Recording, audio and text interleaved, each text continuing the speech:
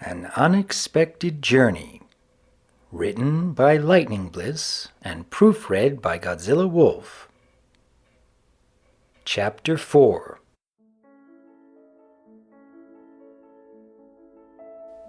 Bliss sat in silence as Doc laid out what happened after she passed out.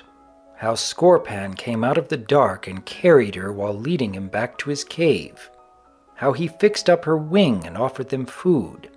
Then explained how he knew who Scorpan was based off of a therapy visit he did with T-Rec. Admittingly, she was saddened by the facts he gave her, and how they were once close brothers, only to be separated by different goals and ambitions. She couldn't imagine if Doc and Tarek were to fight and separate like that with how close they are. She couldn't help but relate to Scorpan's situation since it was starting to remind her of past incidents with her siblings, though she didn't feel now was the time to go into it. "I see," Bliss stated after a while. "So he's been out here all this time alone?" "It looks to be that way," Doc replied. "I can't imagine what that life must be like. But then again, you kinda do know what that's like, don't you?" Doc leaned back as if deep in thought, reflecting on his past from years ago before he came to Ponyville. "When I was with my master in that enchanted library, Blissy," the equestrian wolf replied, "I can't remember how long I must have waited for his return. At least, I had a hope that he would return one day. That's why I didn't leave, and probably never would have if it weren't for Tarek. After I met him, he helped me to come to terms that Master may be forever lost, no matter how long I kept my head in those books and waited. No amount of research would bring him back to me, I realized. For all I know, he's probably still there, searching in that endless sea of books and shelves of knowledge, for something I will never understand." Bliss lowered her head down on a pillow, sensing painful memories from her older wolf bro. "I can't imagine being isolated like that." She spoke quietly, but that he could still hear. "It hurts to think about. I feel so sorry for your master, and for Scorpan too. I wish there was something we could do, at least to help Scorpan." "Well, since you mentioned," Doc smiled and scooted closer to her. "If you're feeling up for it, maybe go and say thank you for helping with your wing, and giving us a place to stay to recuperate. Perhaps share some rainbows to make him smile." "Very funny," she shrugged. "No, really, I'm serious." He placed a friendly hand on her head. "You do have your own way of making others smile. After all, it's in your talent." Bliss looked up and smiled at him, but her ears drooped back in fear. "What if he yells at me again?" Doc patted her head reassuringly. "Well, then at least you tried. But it's up to you, Lightning. I won't force you to do anything you're not comfortable with. I just figured it was worth a shot." That's fair." She sighed and slowly got up. "All right, I'll go." "Ouchie!" She grunted as she took a step. "I really hope this won't hurt forever." "I'm sure it won't. Good luck." Bliss slowly made her way to the tunnel Scorpan had left through an hour ago and crept inside. Lighting her horn to guide the way in the dark unknown, she picked her hooves up one at a time as she walked while slowly touching them down on the hard ground to avoid making clapping sounds. Fear was slowly picking up as she descended into the void, not knowing what she'll find at its end. other than the possibility of an angry creature much more powerful than she was. Finally, after a few seconds that felt like several minutes, the rainbow alicorn spotted a dancing orange warm light at the end of the tunnel. There she could see Scorpan, sitting on a stool hunched over, intently reading a book he was holding. He hadn't yet spotted her to her relief, and she slowly made her way up to him, wondering how to get his attention. A simple hello or thank you to catch his attention would have sufficed, Bliss, she thought to herself.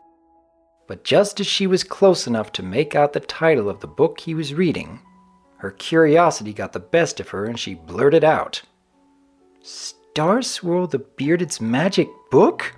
You have a copy?" "Who dares?"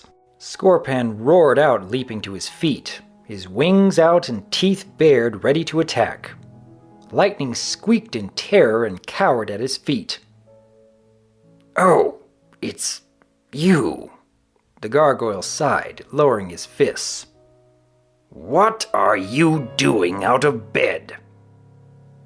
I'm... Bliss managed to squeak up at him. "I'm feeling much better now, and I just wanted to say..." "Spit it out!" "Yeah,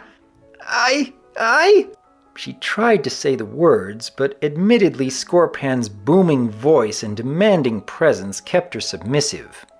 The massive gargoyle glared down at the mare, noticing her shaking demeanor.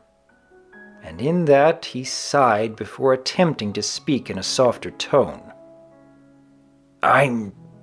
No, I apologize for snapping," he said, sitting back down. "I have little patience and I'm not used to having company. You don't need to be frightened of me. I am just a little new to socializing with others." He watched her look up to him, still nervous, but at least it was a change. "So what is it that you want to say to me, little pony?" She stuttered. "Thank you for helping me and my friend Doc. That's all I wanted to say. I'm sorry for disturbing you." With that, Bliss bowed her head and turned on her back hooves to leave, clearly not wanting to be yelled at anymore. Scorpan's face seemed to droop even more as she turned, and placed his book back on the shelf. "Wait," the gargoyle called out to her. "I don't really want to be alone right now. If you wanted to talk to me, you can." The rainbow alicorn stopped and looked back at him. "It's been a while since I had someone to talk to. So, you know of Starswirl's magic book and its lessons, I'm guessing?" Hesitantly, Bliss turned back towards him, taking a cautious step forward. "Well, not really, no, sir." She took a seat in front of him a few feet away. "I've just heard about it. I know Princess Twilight completed a spell of his that he couldn't finish. It's what helped her become an alicorn in the first place. A part of me was kind of curious if his book might be able to help me with my magic one day. But with all the changes going on in Equestria..." "What changes?" Scorpan asked her, but she continued. "After T-Rex, Chrysalis, and Cozy Glow attacked," her words began to ramble, "and there was a large battle to fight them off with the help of all equestrians, dragons, griffins, changelings, hippogriffs, and..." "Wait, what?" "And Princess Celestia, Luna, and Discord imprisoning them in stone, followed by Twilight's coronation to become the new ruler of Equestria, and..." "Stop!" Scorpan slammed his fist on the shelf, making her leap from her flanks. "T-Rex is trapped in stone? Explain this to me!" I'm sorry. I didn't think..." She squeaked at his anger. "T-Rex, he He escaped Tartarus, joined forces with 2 other villains in another attempt to take over Equestria. But he and his comrades were stopped. She watched the hulking mountain of a gargoyle as his mouth hung open for several seconds, before recoiling back, his eyes filling with tears. Abruptly, he placed a clawed hand to cover his eyes. So, he's been turned to stone, has he? Yes, sir. A dark and eerie silence filled the cave as Bliss waited for a response. The tension was so thick you could cut it with a knife. She could sense he was hurting, but wasn't quite sure how to address his anger or sadness, until finally she approached him cautiously. "Scorpan?" she chirped. "Are you okay?" No response, so she continued. I'm so sorry." Sensing not much else she could do, Bliss lowered her head, figuring it best to leave him be. But as she took a step back, she felt a gentle arm wrap around her neck that held her in place. She could hear muffled tears trying to be held back by his efforts. "Forgive me. Please, don't leave." Scorpan choked back a sob. I'm actually relieved. Relieved that my brother can no longer hurt others anymore.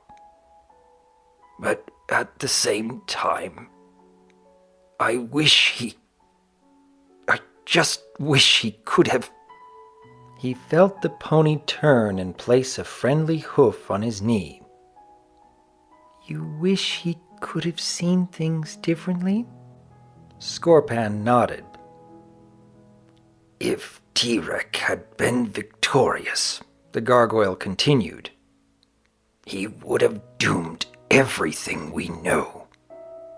It's good that he's in a place where he'll never be able to enact harm on equestrians anymore. But I cannot help but admit that it still hurts, because he's my brother. I pity him more than anything.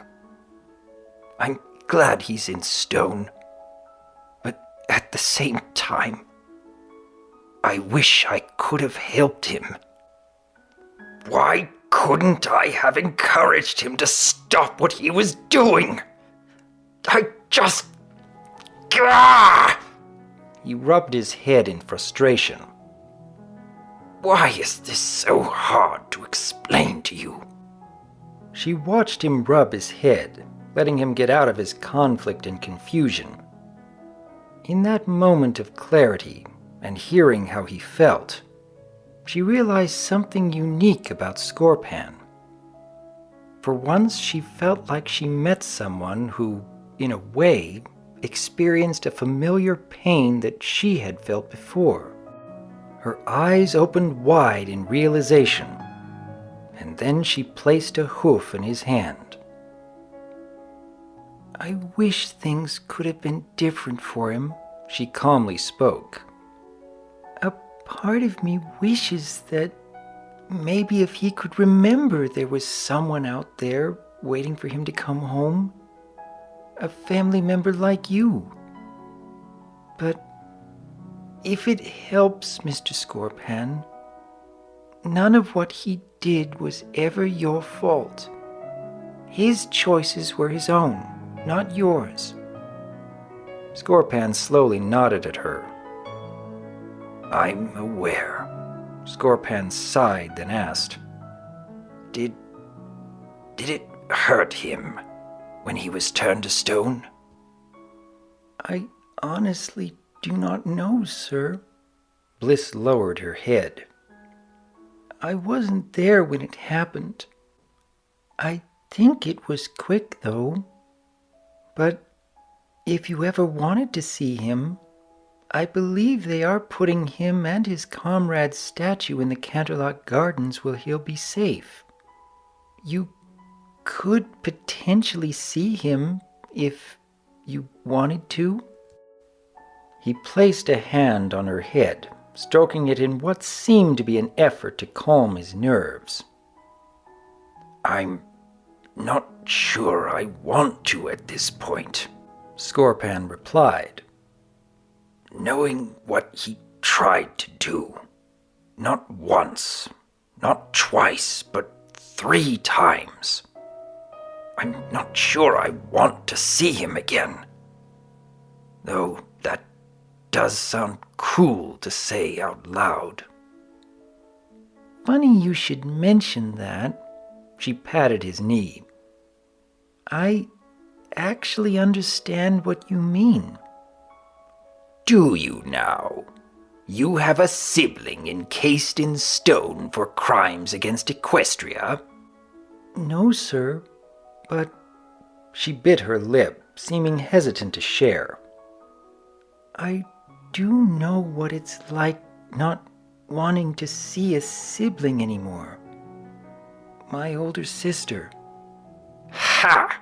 He shrugged and took his hand off her head. "Don't make me laugh.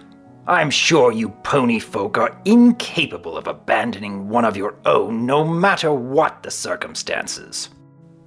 "Actually, Cozy Glow was a pony," she retorted back with a snort, sitting down in front of him. "She helped T-Rex a few times to accomplish his goals and is one of the villains encased in stone with him." Again, Scorpan shrugged, huffing in disbelief. "I'm just saying," she continued, "if you'd take the time to listen and not grunt at me, it's true my sister didn't commit a crime against Equestria, but she did so against me and my family."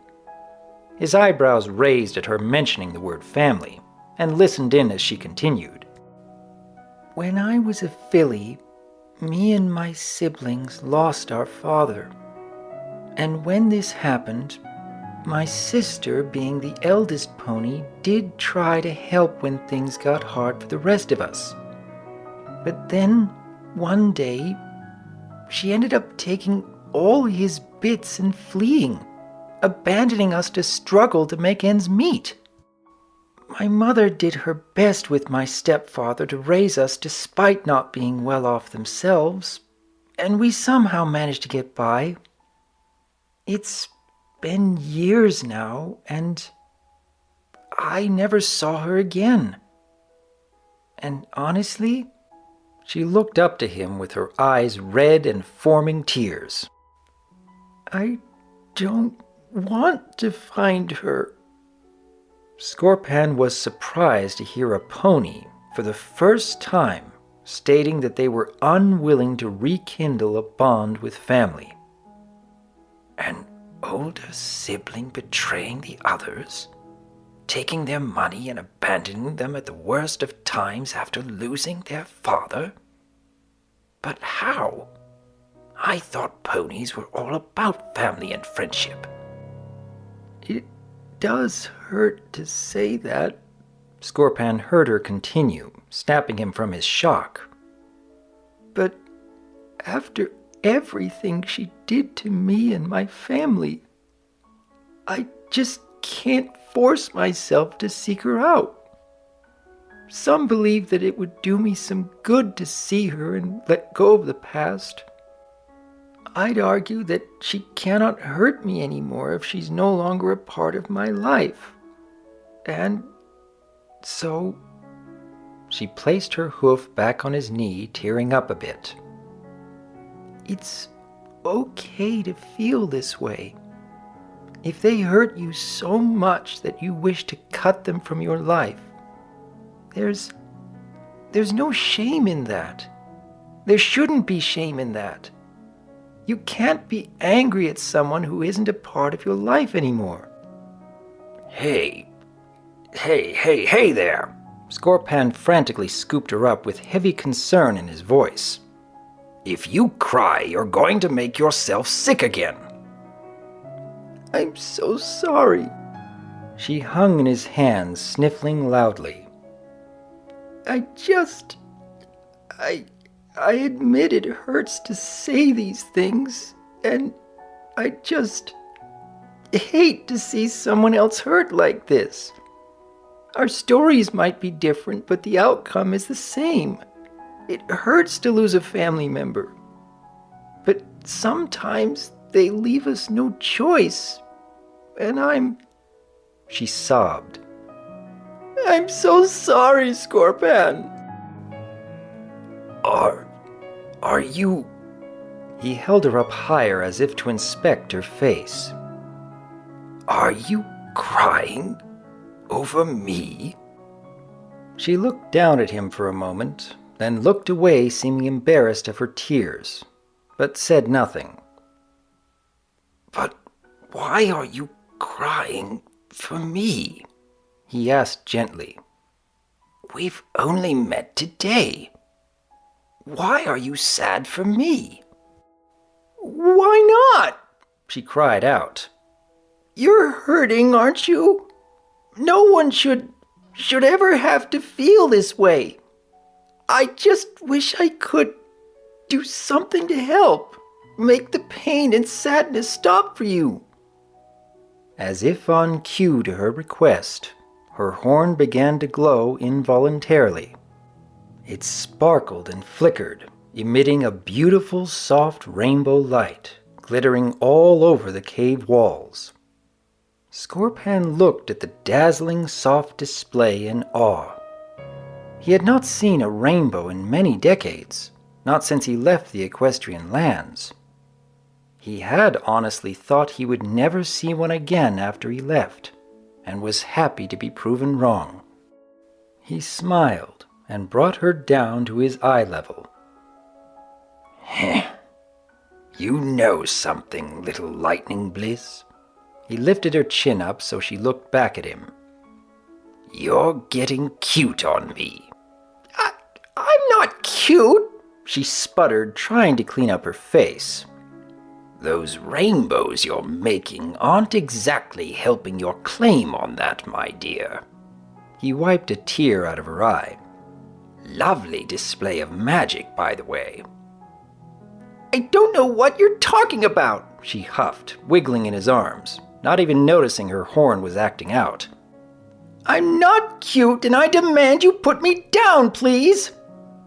You're a brave one, too, he chuckled. You remind me of a general I met long ago.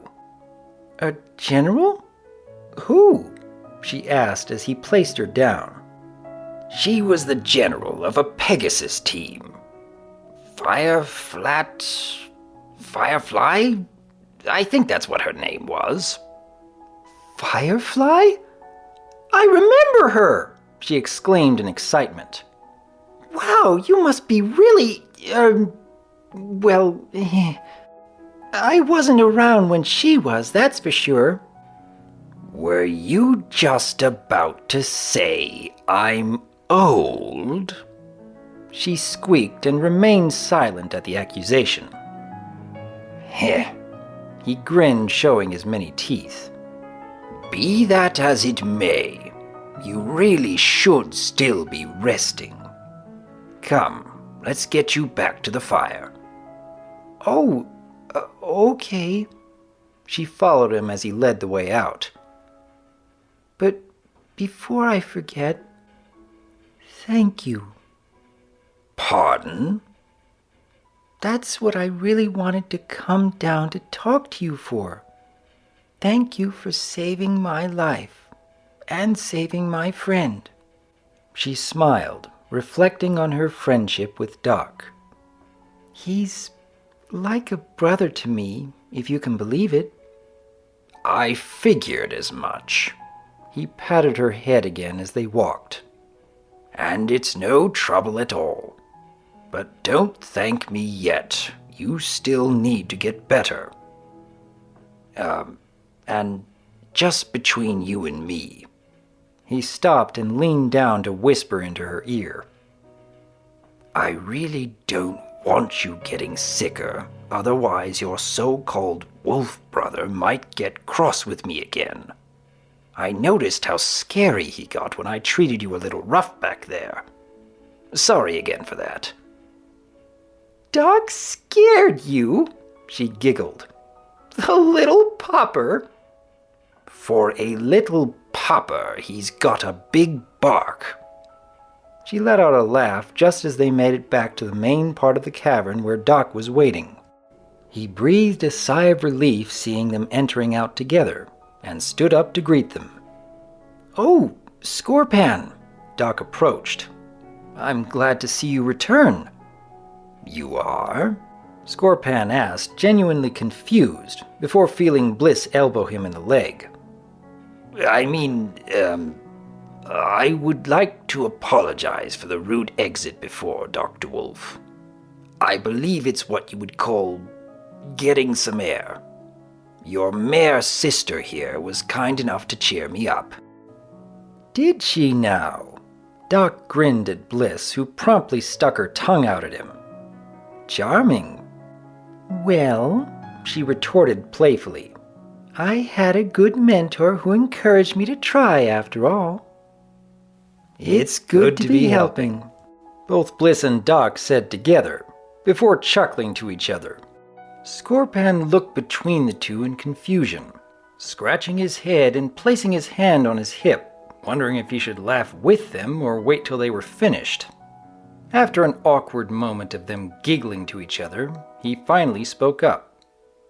"Well," Scorpan interrupted, "it's nice to have company at home for once. Maybe one of these days I'll try to make it back to Equestria. Someday. See what I've missed. Thank you both for being my first guests here regardless. Hopefully next time it won't be under harsh circumstances." "It's never too late to visit, Mr. Scorpan," Doc replied back.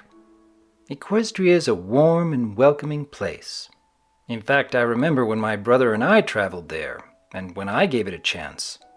I discovered my calling to help and serve others. It's also where I met all these wonderful ponies I call my dearest friends." He smiled, placing a paw on Bliss's shoulder to make his point. "It's also the least we can do," Bliss added, in wrapping her good wing in a hug around Doc. "Thank you for helping us." "Indeed," Doc choked out from the hug. "But I hope you can one day be at peace despite all that's happened to you and your brother. I am sad to say that his choices in life have left him in a state where, well..." "No need to explain his current circumstances, Doctor," Scorpan said, lifting his hand up. "Lightning more or less bluntly spoiled that part." Doc's mouth dropped at this sudden announcement, and turned to Bliss, frowning at her as if to say, "Could you have been more tactful about that?" "Please don't be too hard on her," Scorpan cut in before Doc could have his words. "It may have been better I found out this way than beat around the bush. I accept that my brother is in a place now where he can't hurt anyone else. And, should I decide to, maybe one day I will return to Equestria and confront him one-on-one, even if he's made of stone." "I understand," Doc nodded in response before giving out a rather loud wolf yawn. "Goodness, whew, excuse me."